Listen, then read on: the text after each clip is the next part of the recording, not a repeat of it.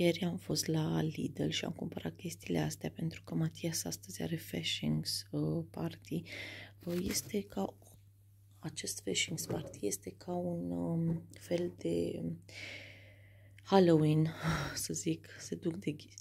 Se duc deghizați în ce vor ei la grădiniță toată săptămâna și trebuie să ducem câte ceva și mie mi s-a spus să duc fructe și legume, dar trebuie să stau acum să le fac.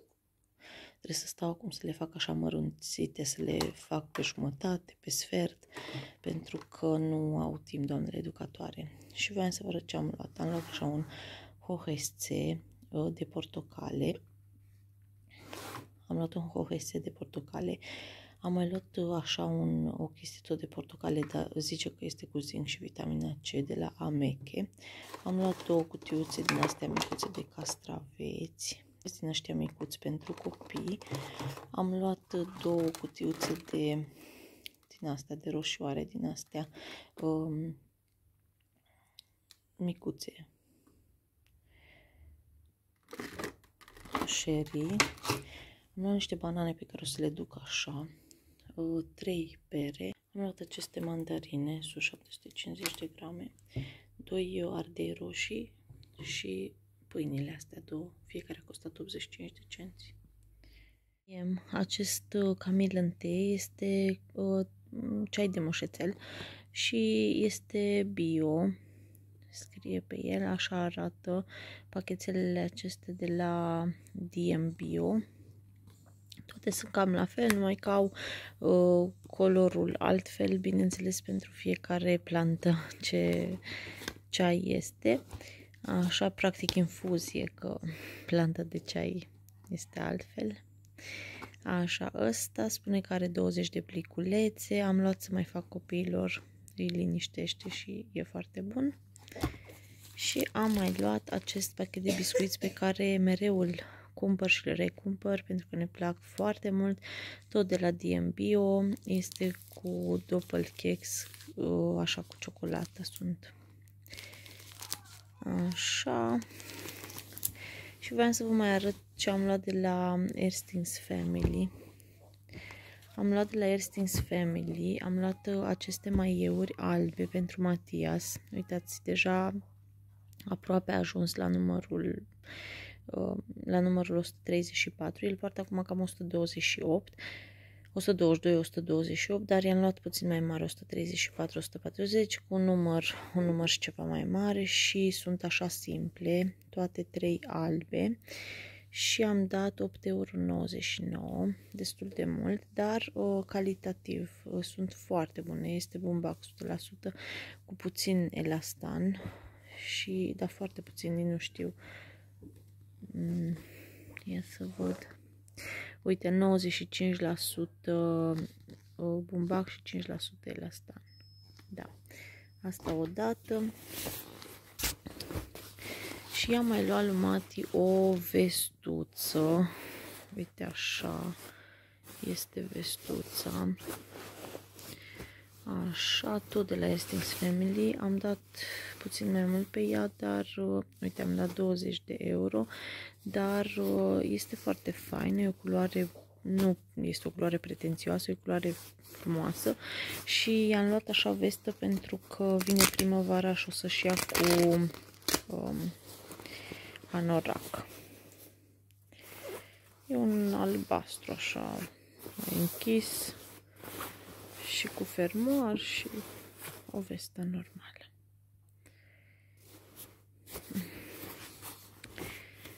Da, asta am luat de la Erstings Family.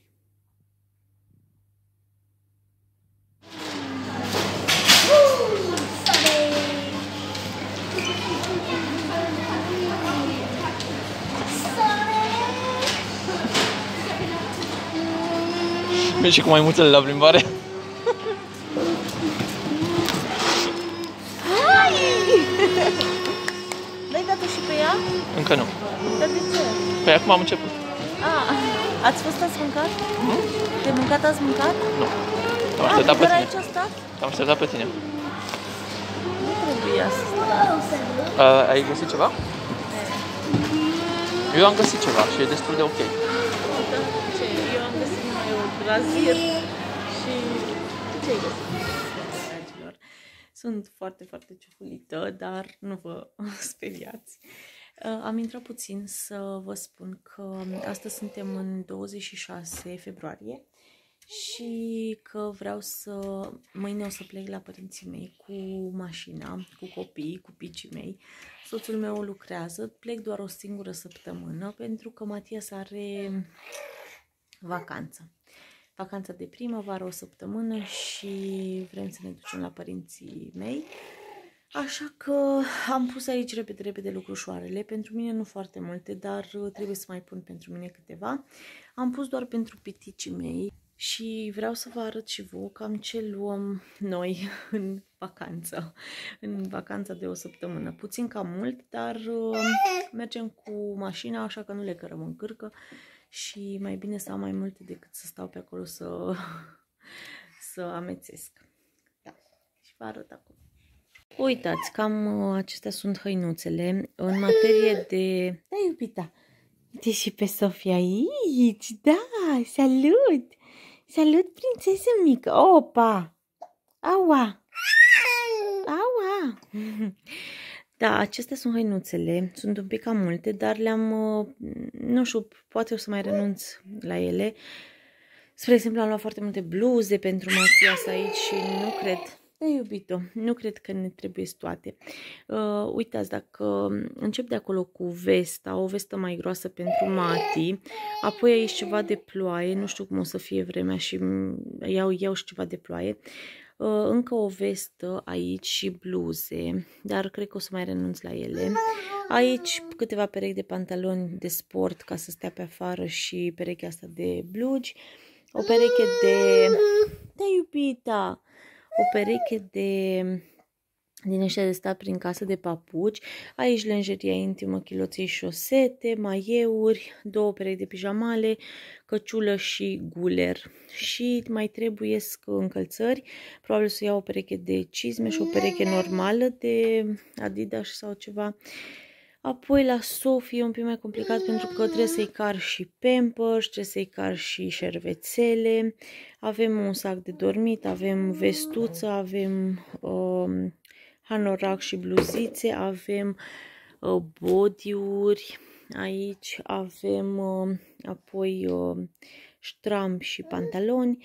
O chestie de stat, este un combinezon de stat așa prin casă, încă două de dormit, șosetuțe, două rochițe și nu mai știu ce o să iau, geacă, căciulă, așa. Și la mine nu mi-am pus foarte multe, un plover, două, trei bluzițe, o să-mi pun și blugi, câteva articole din astea, lenjerie intimă și o pereche de papucii de stat prin casă. Da, bine, mama mea are, pentru mine are, așa că pentru copii nu are. Și încă nu am făcut pachetelul cu ce o să luăm la noi așa. Mi este teamă puțin să nu răcească copiii și atunci nu am repede de unde să iau. Să iau Nurofenul la mine. Eu mi-am luat asta cu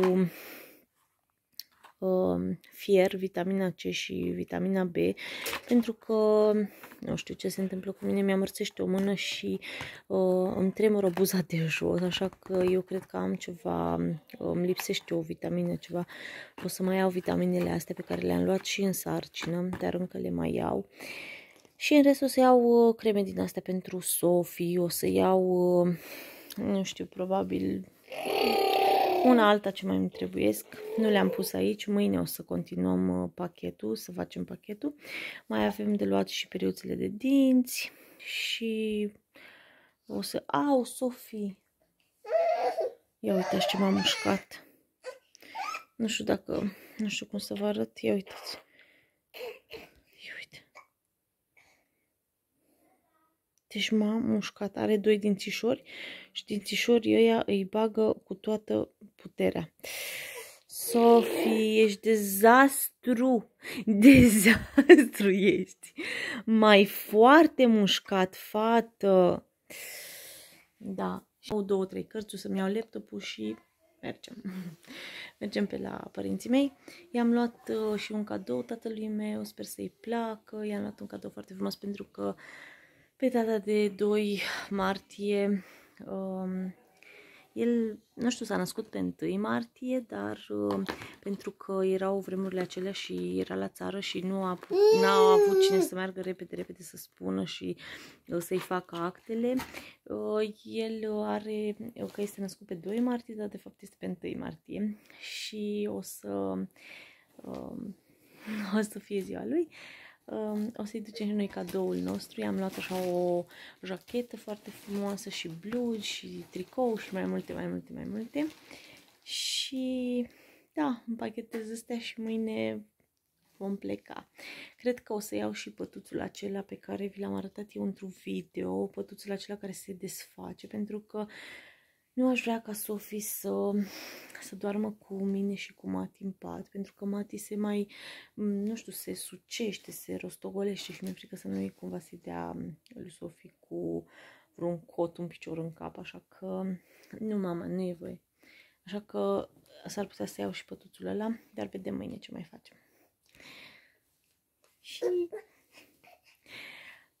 sperăm să avem un drum bun, pentru că de data asta o să plec eu cu mașina și cu copiii. Conduc destul de bine pe autoban aici, dar am așa, nu știu, o chestie puțin, numai eu cu copiii, nu e chiar așa funny, dar sper să ajung cu bine și apoi mai vorbim. O să vă filmăm de acolo.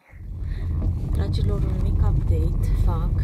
Am ajuns la părinții mei în orașul din apropiere, la 7 km. La 7 km față de satul în care stau ai mei și voiam să vă spun că am ajuns cu bine, am condus cu bine pe autoban și au fost, nu mă așteptam ca astăzi, duminica, să fie așa de aglomerat, adică chiar nu mă așteptam, au fost mașini, așa o mare de mașini care s-a mai rarifiat un pic după ce au trecut de Nuremberg, că noi ne îndreptăm către Würzburg, Bamberg, mai degrabă lângă Bamberg. Și da, au fost mașini foarte multe, nu mă așteptam, dar totul bine, copiii mei amândoi au dormit de când am plecat de acasă și până am ajuns aici au dormit, așa că nu m-au deranjat cu nimic. Au fost foarte cuminței, nu mă așteptam. Mă așteptam ca Sofie să țipe, să urle, să facă, să treacă, dar nu. Și în rest toate bune, mai avem 5 minute și ajungem la părinții mei. Și da, asta voiam să vă zic. E foarte frumos, vremea a fost minunată, astăzi am condus pe o vreme superbă și da, cam atât. Ce frumos! Bunicul cu nepoții și cu nepoata. Vezi să nu ți rupă, da? Că dimineața. Mati, ce faci? Îți place chitara lui Mumu? Da? Îți place chitara lui Bunu? Da? Rocker adevărat, da? Ce e aici? Tot una. Mami, ce mai faci? Cum ești? Spune salut! Salut! Bine ați venit la mine! Nine! Zice nine! Fetița zice nine! Ce se întâmplă acolo? Las că mă duc în partea cealaltă. La bunica, da? La bunica.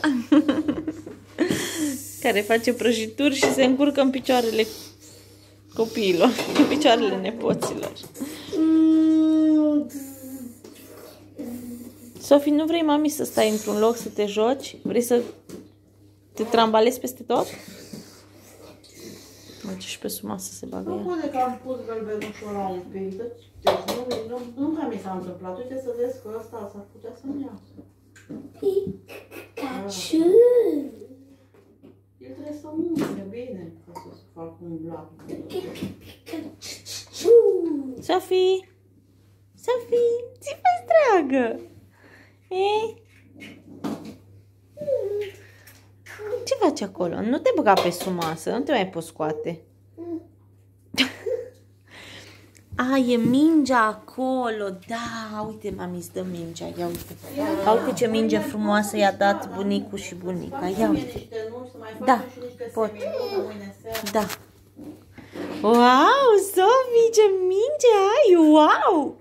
Wow, da, e mingea, mingea. Bal, mingea, ui! Mati, ce faci acolo? Joc.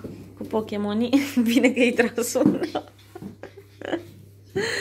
Noroc că e moale, Mati.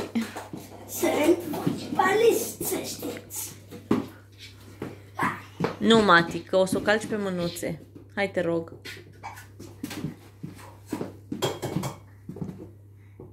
Ce bine îmi pare că ți-ai luat inima de să vii tu cu mașina. Câtă cald.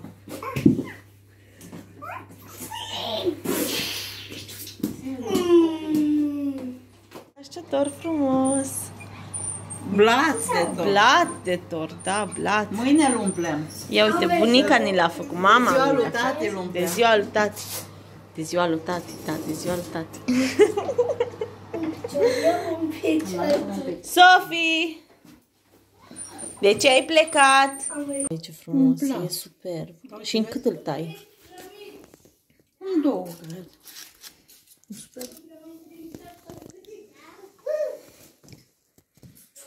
Mândră, nu? Mândră, mândră. Super, bravo. Vrei să te ridici?